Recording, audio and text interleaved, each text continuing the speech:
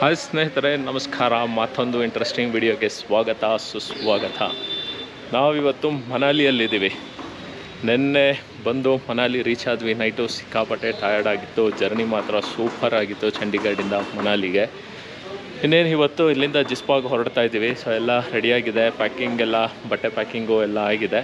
So ಬೇರೆ group ಎಲ್ಲರೂ ಕೂಡ ಬಂದಿದ್ದಾರೆ, ನಮ್ಮ ಬಾಯ್ಸ್ ಕೂಡ ಬಂದಿದ್ದಾರೆ. ನೆನ್ನೆ ನೈಟೆಲ್ಲ ಇಲ್ಲಿ ಮೀಟ್ ಆದ್ವಿ. ಇನ್ನೇನು ಕೆಲವೇ ನಿಮಿಷಗಳಲ್ಲಿ ನಮ್ಮ ಪ್ರಯಾಣ ಜಿಸ್ಪಾ ಜೊತೆ ಕಡೆಗೆ ನಡೆಯುತ್ತೆ.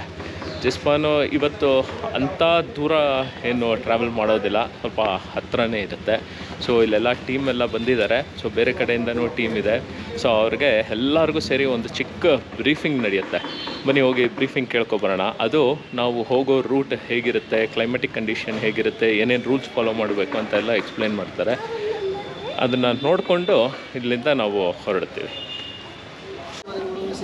जा रहे हो चलाने, तो यहाँ पे आपको बहुत से हाई पासेस जो कि आपको 14,000 से लेकर 18,000 तक के पासेस हैं. You have to cross that passes. और यहाँ पे जो मेन जो चैलेंज है वहाँ यहाँ का रोड्स नहीं है. यहाँ का जो मेन चैलेंज है यहाँ का वेदर, यहाँ का एटमॉस्फेयर, जो यहाँ की थिन एयर है, वो यहाँ का मेन चैलेंज है. तो इन सब चीज़ों को ओवरकम करने के लिए हमें कुछ प्रिकॉशंस लेनी पड़ती है. जो हम आपको एडवाइस दे रहे हैं, कुछ बता रहे हैं, कुछ चीज़ करना है, वो आप लोगों ने स्ट्रिक्टली फॉलो करना है. जैसे फर्स्ट ऑफ ऑल जो आप लोगों का लाइफ सेवर होगा वो होगा पानी, water. You have to drink at least 3 litre of water per person per day. ಗಾಡಿದು ಬ್ರೇಕ್ ಏನೋ ಪ್ರಾಬ್ಲಮ್ ಆಗುತ್ತೆ. ನಿನ್ನೆಲ್ಲ ಓಡಿಸ್ಕೊಂಡು ಬಂದಿದ್ದೆ, ಕರೆಕ್ಟಾಗಿತ್ತು. ಇಲ್ಲಿ ಬಂದು ಸ್ಟಾರ್ಟ್ ಮಾಡಿ ನೋಡಿದ್ರೆ ಬ್ರೇಕ್ ಹಿಡಿತಿಲ್ವೇ ಸ್ವಾಮಿ ಏನಾಗಿದೆ ಅಂತ ನೋಡಿ. ಇಲ್ಲೇ ಮೆಕ್ಯಾನಿಕ್ ಇದ್ದಾರೆ, ಅವ್ರ ಹತ್ರ ನೋಡಿಸ್ತಾ ಇದ್ದೀನಿ. ಬ್ರೇಕ್ ಪಂಪ್ ರಿಪೇರ್ ಆಗಿದೆ ಗಾಡಿದು. ಈಗ ಹೋಗಿ ಬ್ರೇಕ್ ಪಂಪ್ ತೊಗೊಬಂದು ಎನ್ಫೀಲ್ಡ್ ಶೋರೂಮ್ಗೆ ತೊಗೊಬಂದು ಫಿಟ್ ಮಾಡ್ತಾಯಿದ್ದೆ. ರೆಡಿ ಆದರೆ ಓಕೆ, ಏನು ತಲೆ ಕೆಡಿಸ್ಕೊಳ್ಳೋಂಗಿಲ್ಲ. ಇನ್ನು ಮೆಕ್ಯಾನಿಕ್ ಜೊತೆಲಿರೋದು ಎಷ್ಟು ಇಂಪಾರ್ಟೆಂಟ್ ಅಂತ ಈಗ ಗೊತ್ತಾಗ್ತಾ ಇದೆ. ಏನೋ ನಸೀಬ್ ಸರಿ ಇಲ್ಲ ಅಂದರೆ ಹಿಂಗೆಲ್ಲ ಆಗುತ್ತೆ. ಯಾವತ್ತು ಒಂದು ದಿನಕ್ಕೆ ಗಾಡಿ ಕೈ ಕೊಟ್ಟಿರಲಿಲ್ಲ, ಇವತ್ತು ನೋಡಿ ಎಂಥ ಕೆಲಸ ಕೊಟ್ಟಿದೆ. ನೋಡೋಣ, ಅಟ್ಲೀಸ್ಟ್ ಇಲ್ಲೇ ರಿಪೇರಿ ಆಗಿದ್ದಕ್ಕೆ ಸರಿ ಹೋಯ್ತು. ಇನ್ನು ಮುಂದೆ ದಾರಿಯಲ್ಲಿ ಏನಾದರೂ ಆಗಿದ್ದಿದ್ರೆ ಸಿಕ್ಕಾಪಟ್ಟೆ ಕಷ್ಟ ಆಗಿರೋದು. ಬ್ರೇಕ್ ಪಂಪ್ ಹೋಗಿದೆ ಅಂತ ಅಲ್ಲೇ ರೆಡಿ ಮಾಡಿದ್ರು. ಇದರ ಹತ್ರ ನೋಡಿದ್ರೆ ಅದು ಬೇರೆ ಇನ್ನೇನೋ ಪ್ರಾಬ್ಲಮ್ ಬಂದಿದೆ ಅಲ್ಲಿ. ಅದಕ್ಕೆ ನೋಡಿ ಇಲ್ಲಿ ಎನ್ಫೀಲ್ಡ್ ಸರ್ವಿಸ್ ಸೆಂಟ್ರಿಗೆ ಬಂದು ಇದೆಲ್ಲ ರೆಡಿ ಮಾಡಿಸ್ತಾ ಇದ್ದೀವಿ. ಇಡೀ ಮನಾಲಿಯಲ್ಲಿ ಸುತ್ತಿದ್ರೆ ಸಿಗೋದು ಒಂದೇ ಒಂದು ಸರ್ವಿಸ್ ಸೆಂಟರು. ಸೊ ಇಲ್ಲಿ ಇವ್ರಿಗೆ ನಮ್ಮ ಆರ್ಗನೈಸರ್ ಇದ್ದಾರಲ್ಲ, ಅವ್ರಿಗೆ ಇಲ್ಲಿ ಪರಿಚಯ ಇದ್ದಾರೆ. ಅವ್ರ ಹತ್ರನೇ ಇಲ್ಲಿ ಮಾತಾಡಿಸಿ ಬೇಗ ರೆಡಿ ಮಾಡಿಸ್ತಾ ಇದ್ದೀವಿ ಗಾಡಿನ. ಏನು ಮಾಡೋಣ, ನಮ್ಮ ಟೈಮೇ ಸರಿಯಿಲ್ಲ ಅಷ್ಟೇ. ಅಂತೂ ಬೈಕ್ ರೆಡಿ ಆಯಿತು ನೋಡಿ. ಇದೇ ರಾಯಲ್ ಎನ್ಫೀಲ್ಡು ಶೋರೂಮು. ವಸಿಷ್ಠ ದೇವಸ್ಥಾನ ಆ ಕಡೆ ಹೋಗೋ ರೂಟಲ್ಲಿ ಗಾಡಿ ರೆಡಿ ಮಾಡಿಸ್ಕೊಂಡು ಈಗ ಹೊರಟಿದ್ದೀವಿ. ಟೈಮ್ ಈಗ 4 ಗಂಟೆ ಆಗಿದೆ, ಸಂಜೆ 2 ಅವರ್ ಲೇಟ್ ಇದ್ದೀವಿ. ಓಕೆ, ಜೈ ಬಜರಂಗಬಲಿ. ಇನ್ನೇನು ರಿಪೇರಿ ಆಗದೆ ಇರೋಂಗೆ ನೋಡ್ಕೊಳಪ್ಪ ಬಜರಂಗಬಲಿ. ಜೈ ಬಜರಂಗಬಲಿ.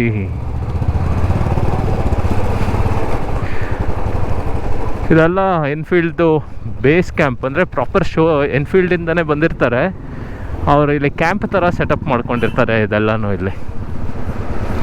ಸೊ ಅಲ್ಲಲ್ಲಿ ನಮಗೆ ಇದೇ ಥರ ಕ್ಯಾಂಪ್ ಸಿಗುತ್ತೆ. ಸೊ ಏನಾದರೂ ಪ್ರಾಬ್ಲಮ್ ಆದ್ರೂ ಆ ಕ್ಯಾಂಪಲ್ಲಿ ಹೋಗಿ ನಾವು ರೆಡಿ ಮಾಡ್ಕೋಬೋದು ಗಾಡಿನ. ಮನಾಲಿಯಲ್ಲಿ ಫಸ್ಟ್ ರೌಂಡ್ ಪೆಟ್ರೋಲ್ ಹಾಕಿಸ್ತಾ ಇದ್ದೀವಿ. ಇಲ್ಲಿ ಫುಲ್ ಟ್ಯಾಂಕ್ ಹಾಂ, 1100 ಚಂಡೀಗಢಲ್ಲಿ ಹಾಕ್ಸಿದ್ದು. ಇಲ್ಲಿ ಪೆಟ್ರೋಲ್ ಪ್ರೈಸ್ 96 ಯಾಕೆ ಪ್ರೈಸ್ 96 ಪೆಟ್ರೋಲ್ ಹಾಕ್ಸ್ಕೊಂಡು ಹೊರಡ್ತಾ ಇರೋದು. 7 ಲೀಟ್ರ್ ಆಯಿತು.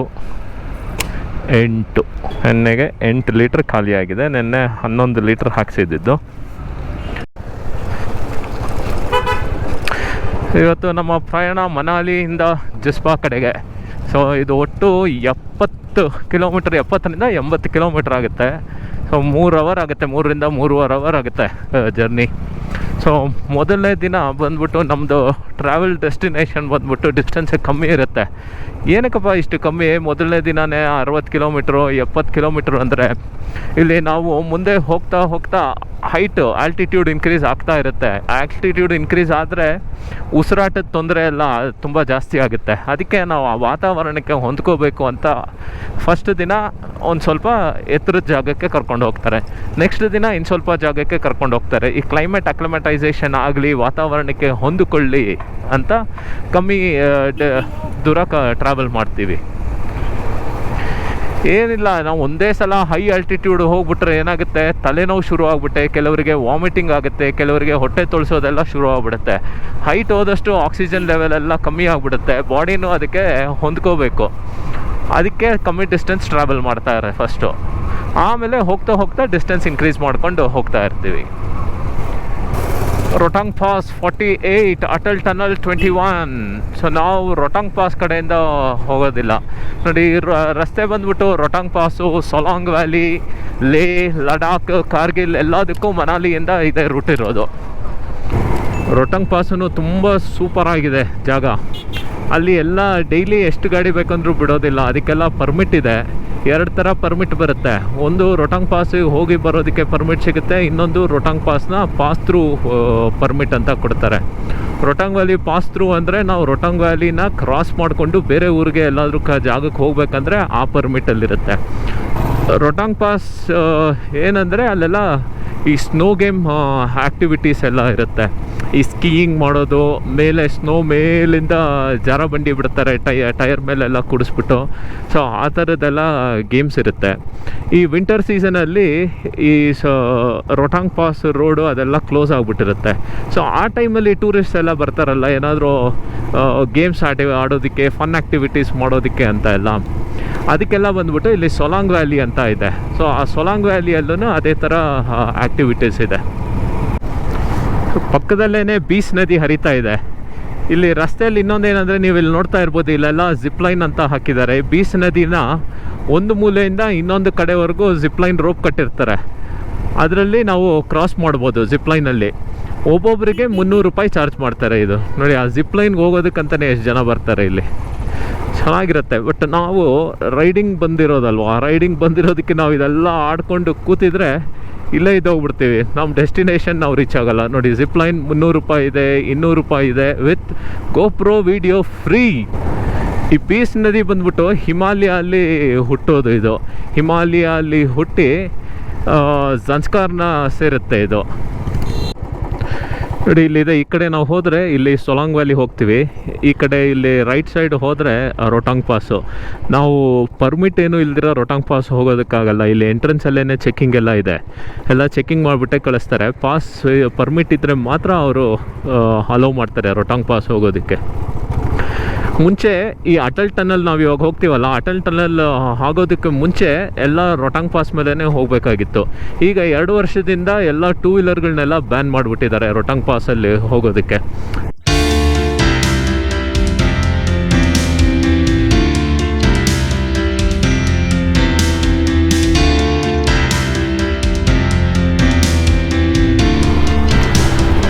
ಸೊಲಾಂಗ್ ವ್ಯಾಲಿ, ಸೊಲಾಂಗ್ ವ್ಯಾಲಿ ಇದು. ಇಲ್ಲಿ ಬಂದರೆ ಎಲ್ಲ ಅಡ್ವೆಂಚರಸ್ ಗೇಮ್ ಆಡ್ಬೋದು. ನೋಡಿ, ಇಲ್ಲಿ ಪ್ಯಾರಾಗ್ಲೈಡಿಂಗ್ ಇದೆ. ಇದು ಪ್ಯಾರಾಗ್ಲೈಡಿಂಗು, ಅಲ್ಲಿ ಜಿಪ್ಲೈನ್ ಇದೆ. ಅಲ್ಲಿ ಜಿಪ್ಲೈನಲ್ಲಿ ಮೇಲೆ ಕರ್ಕೊಂಡು ಹೋಗ್ತಾರೆ. ಆಮೇಲೆ ಇಲ್ಲಿ ಮಕ್ಕಳಿಗೆ ಟ್ರ್ಯಾಂಪುಲಿನ್ ಇದೆ. ಆಮೇಲೆ ಜಂಪಿಂಗ್ ಗೇಮ್ಸ್ ಎಲ್ಲ ಇದೆ. ಯಾರ್ಯಾರು ರೊಟಾಂಗ್ ಪಾಸ್ ಹೋಗೋದಕ್ಕಾಗಲ್ಲ ಅವರೆಲ್ಲ ಬಂದುಬಿಟ್ಟು ಇಲ್ಲಿ ಗೇಮ್ಸ್ ಆಡ್ಕೊಂಡು ಹೋಗ್ಬೋದು. ನೋಡಿ, ಅಲ್ಲಿ ಪ್ಯಾರಾಗ್ಲೈಡಿಂಗಲ್ಲಿ ಅಲ್ಲಿ ಮೇಲೆ ಬೆಟ್ಟದ ಹತ್ರ ಕಾಣಿಸ್ತಾ ಇದೆ ನೋಡಿ, ಅಷ್ಟು ಎತ್ತರಕ್ಕೆ ಕರ್ಕೊಂಡು ಹೋಗ್ತಾರೆ ಪ್ಯಾರಾಗ್ಲೈಡಿಂಗಲ್ಲಿ. ಅಲ್ಲಿಂದ ಕರ್ಕೊಂಡು ಹೋಗ್ಬಿಟ್ಟು ಇಲ್ಲಿ ಕೆಳಗಡೆ ಇಳಿಸ್ತಾರೆ. ಈ ಜಿಪ್ಲೈನಲ್ಲಿ ಇಲ್ಲಿ ಹೋದರೂ ಕೂಡ 2 ಸ್ಟೇಜ್ ಇದೆ. ಫಸ್ಟ್ ಸ್ಟೇಜಲ್ಲಿ ಹೋದರೆ ನಿಮಗೇನು ಸ್ನೋ ಸಿಗೋಲ್ಲ, ಅಲ್ಲಿಂದ ಇನ್ನೂ ಮೇಲೆ ಹೋದರೆ ಮಾತ್ರ ಸ್ನೋ ಸಿಗೋದು. ನೋಡಿ, ಅಲ್ಲಿ ಕಾಣಿಸ್ತಾ ಇದ್ದಾರೆ ಪ್ಯಾರಾಗ್ಲೈಡಿಂಗಲ್ಲಿ ಎಷ್ಟು ಮೇಲಿದ್ದಾರೆ.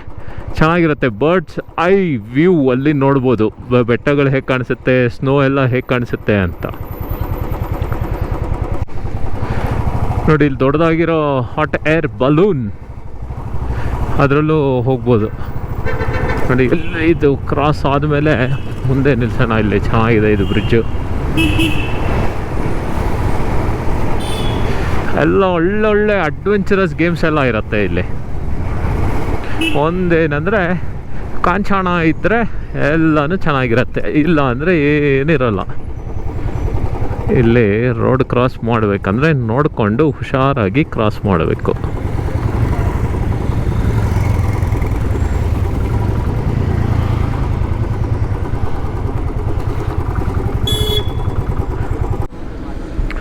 ನೋಡಿ ಹಾಟ್ ಏರ್ ಬಲೂನಲ್ಲಿ ಅಷ್ಟೇ, ಅದಕ್ಕಿಂತ ಮೇಲೆ ಹೋಗೋದಕ್ಕಾಗಲ್ಲ.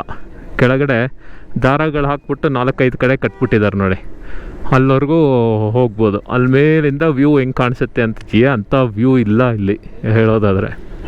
ಸೊಲಾಂಗ್ ವ್ಯಾಲಿಯಲ್ಲಿ ನೋಡಿ ಇದೆಲ್ಲ ಆ್ಯಕ್ಟಿವಿಟೀಸ್ ಇದೆ ನೋಡಿ. ಎಲ್ಲ ದಾರ ಎಳೆದು ಫುಲ್ಲು ದೂರ ಕಟ್ಬಿಟ್ಟಿರ್ತಾರೆ ಎಲ್ಲನೂ.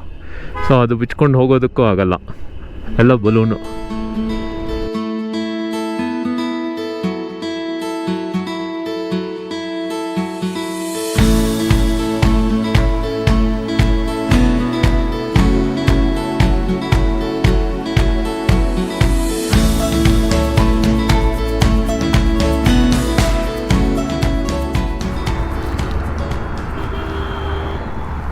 ನೋಡಿ ಹೆಂಗಿದೆ,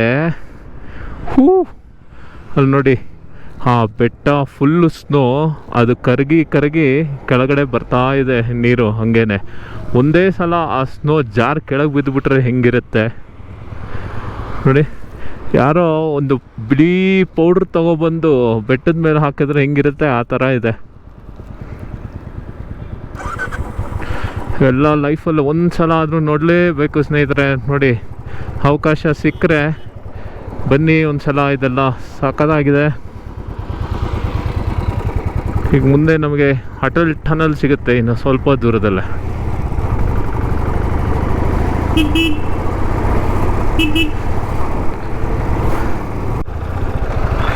ಅಟಲ್ ಟನಲ್ ಒಳಗೆ ಹೋಗ್ತಾ ಇದ್ದೀವಿ. ಇದೀಗ 2020ರಲ್ಲಿ ಇನಾಗ್ರೇಟ್ ಮಾಡಿರೋದು ಇದು ಅಟಲ್ ಟನಲ್. ನೋಡಿ ಇಲ್ಲಿ ಅಟಲ್ ಟನಲ್ಲು, ಅಲ್ಲಿ ಮೇಲೆ ದೊಡ್ಡ ದೊಡ್ಡ ಬೆಟ್ಟ, ಹಿಮಪರ್ವತಗಳು, ಎಂಥ ದೃಶ್ಯಾವಳಿ ಏನು ಹೇಳೋಣ. Welcome to south portal Atal tunnel. ನೋಡಿ ಟನಲ್ಲು ಒಟ್ಟು ಬಂದ್ಬಿಟ್ಟು 9 ಕಿಲೋಮೀಟ್ರ್ ಆಗುತ್ತೆ. ಸುಮಾರು 3200 ಕೋಟಿ ಖರ್ಚು ಮಾಡಿಬಿಟ್ಟು ಇದನ್ನು ಕಟ್ಟಿರೋದು. 2010ರಲ್ಲಿ ಕೆಲಸ ಶುರು ಮಾಡಿ 2020ರಲ್ಲಿ ಈ ಕೆಲಸ ಮುಗಿಸಿರೋದು. ನೋಡಿ ಆವಾಗಲೇ ಹೇಳಿದ್ನಲ್ಲ ರೊಟಾಂಗ್ ಪಾಸ್ ರೂಟು, ಆ ರೊಟಾಂಗ್ ಪಾಸ್ ಹೋದರೆ ರೊಟಾಂಗ್ ಪಾಸಿಂದ ಬಂದ್ಬಿಟ್ಟು ಈ ಟನಲ್ ಹೊರಗಡೆ ಬರ್ತೀವಿ ನಾವು. ನೋಡಿ ಇದು ರೊಟಾಂಗ್ ಪಾಸ್ ಬಂದ್ಬಿಟ್ಟು ಇಡೀ ಪ್ರಪಂಚದಲ್ಲೇ 10,000 ಫೀಟ್ಗಿನ ಎತ್ತರದಲ್ಲಿರುವ ಸಿಂಗಲ್ ಟ್ಯೂಬ್ ಟನಲ್ ಅಂತ ಹೇಳ್ತಾರೆ. ಇದು ಇಡೀ ಪ್ರಪಂಚದಲ್ಲೇ ಯಾವ ಟನಲ್ ಕೂಡ ಇಷ್ಟು ಎತ್ತರದಲ್ಲಿಲ್ಲ. ಎಷ್ಟು ಹೆಮ್ಮೆ ಅನ್ನಿಸ್ತಿದೆ ನಮ್ಮ ಭಾರತ ದೇಶದಲ್ಲಿ ಎಂತೆಂಥದ್ದಿದೆ ನೋಡಿ. ಪ್ರಪಂಚದಲ್ಲೇ ಎತ್ತರದ ಮೋಟರಬಲ್ ರೋಡ್ ಇದೆ, ಅದು ಉಮ್ಲಿಂಗ್ಲಾ. ಪ್ರಪಂಚದಲ್ಲೇ ಎತ್ತರದ ಸಿಂಗಲ್ ಟ್ಯೂಬ್ ಟನಲ್ ಇದೆ, ಅದು ರೊಟಾಂಗ್ ಪಾಸು. ಪ್ರಪಂಚದಲ್ಲೇ ಎತ್ತರದಲ್ಲೇ ರೈಲ್ವೆ ಲೈನ್ ಇದೆ, ಅದು ವೈಷ್ಣೋದೇವಿಗೆ ಕನೆಕ್ಟ್ ಆಗೋದು. ಪ್ರಪಂಚದಲ್ಲೇ ಎತ್ತರದ ಯುದ್ಧ ಭೂಮಿ ಇದೆ, ಅದೇ ಸಿಯಾಚಿನ್ ಯುದ್ಧ ಭೂಮಿ. ಎಷ್ಟು ಅದೃಷ್ಟ ಪಟ್ಟಿರಬೇಕು ನಾವು ಈ ಭಾರತ ದೇಶದಲ್ಲಿ ಹುಟ್ಟಿರೋದಕ್ಕೆ. ಅಟಲ್ ಟನಲ್ ಆದಮೇಲೆ ಮುಂದೆ ಇನ್ನೂ ಒಂದು 4-5 ಟನಲ್ಗಳ ಕೆಲಸ ನಡೀತಾ ಇದೆ. ಆ ಟನಲ್ಗಳ ಕೆಲಸ ಮಾಡಿಬಿಟ್ರೆ ಈ ಮನಾಲಿ ಟು ಲೇ ಏನಿದೆ ಅಲ್ವಾ, ಅದು ಆಲ್ ಟೈಮ್ ವೆದರ್ ರೋಡ್ ಆಗಿಬಿಡುತ್ತೆ. ಸೊ ಯೂಶಲಿ ಇವಾಗ ಏನು ಮಾಡ್ತಾರೆ, ಚಳಿಗಾಲದಲ್ಲಿ ಸಿಕ್ಕಾಪಟ್ಟೆ ಹಿಮ ಬೀಳುತ್ತೆ. 10 ಅಡಿ 15 ಅಡಿ ಹಿಮ ಎಲ್ಲ ಬೀಳುತ್ತೆ. ಗಾಡಿಗಳೆಲ್ಲ ಓಡಾಡೋದಕ್ಕಾಗೋದೇ ಇಲ್ಲ ಅವಾಗ ಈ ಮಾರ್ಗನೆಲ್ಲ ಬಂದ್ ಮಾಡಿಬಿಟ್ಟಿರ್ತಾರೆ. ಇವಾಗ ಈ ಟನಲ್ ಮಾಡೋದ್ರಿಂದ ಏನಾಗುತ್ತೆ, ಎಲ್ಲ ಗಾಡಿಗಳು ಈ ಟನಲ್ ಮುಖಾಂತರನೇ ಹೋಗ್ಬೋದು. Any time all time weather, ಯಾವುದೇ ಹವಾಮಾನ ಕಂಡೀಷನ್ ಇದ್ರೂ ಗಾಡಿಗಳು ಓಡಾಡೋದಕ್ಕೆ ಏನೂ ತೊಂದರೆ ಆಗೋದಿಲ್ಲ. ನೋಡಿ ಈ ಟನಲ್ ಎಲ್ಲ ಮಾಡಿಬಿಟ್ಟು ನಮಗೆ ರೊಟಾಂಗ್ ಪಾಸು ಆ ಥರ ಎಲ್ಲ ಹೊರಗಡೆ ಹೋಗೋದಕ್ಕೆ ಪರ್ಮಿಷನ್ ಇರೋದಿಲ್ಲ. ನೋಡಿ ನಾವು ಬಂದ್ಬಿಟ್ಟು ನಾರ್ತ್ ಪೋಲು, ಇದು ಬಂದ್ಬಿಟ್ಟು ಸೌತ್ ಪೋಲು. ಸೊ ಈ ಟನಲ್ ಕಟ್ಟಿರೋದು ಬಂದ್ಬಿಟ್ಟು ನಾರ್ತಿಂದ ಸೌತ್ವರೆಗೂ. ಇನ್ನೇನು ಟನಲ್ಲು ಮುಗಿತಾ ಬಂತು ಅನಿಸುತ್ತೆ. ಬೆಳಕು ಜಾಸ್ತಿ ಇದೆ, ಸಖತ್ತಾಗಿದೆ, ಒಳ್ಳೆ ಅದ್ಭುತ ಸ್ನೇಹಿತರೆ. ಇದು ಟನಲಲ್ಲಿ ಬಂದು ನೋಡಿ ಮುಗೀತು ಟನಲ್ಲು ಇಲ್ಲೇ. ಸೊ ಈ ಟನಲ್ ಒಳಗೆ ಎಲ್ಲೂ ನಿಲ್ಲಂಗಿಲ್ಲ, ಯಾಕಂದರೆ ಗಾಡಿಗಳೆಲ್ಲ ಪಾಸ್ ಆಗ್ತಾ ಇರುತ್ತಲ್ವ ಕಂಟಿನ್ಯೂಸ್ ಆಗಿ, ಅದು ಸ್ಪೀಡ್ ತುಂಬಾ ಜಾಸ್ತಿ ಇರುತ್ತೆ, ಅದಕ್ಕೆ ಗಾಡಿಗಳು ನಿಲ್ಲಿಸೋಂಗಿಲ್ಲ. ಸೊ ಟನಲ್ಲು ಸ್ಟಾರ್ಟಿಂಗಲ್ಲೂ ಕೂಡ ನಿಲ್ಲಿಸೋದಕ್ಕೆ ಪರ್ಮಿಷನ್ ಇಲ್ಲ, ಟನಲ್ಲು ಮುಗಿದ ಮೇಲೂ ನಿಲ್ಲಿಸೋದಕ್ಕೆ ಪರ್ಮಿಷನ್ ಇಲ್ಲ.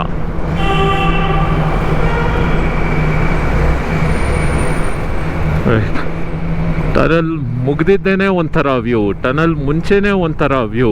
ಹಾ ಸಖತ್ ಸಖತ್ ಸಖತ್. ನೋಡಿ ಅಲ್ಲೆಲ್ಲ ಫುಲ್ಲು ಸ್ನೋ.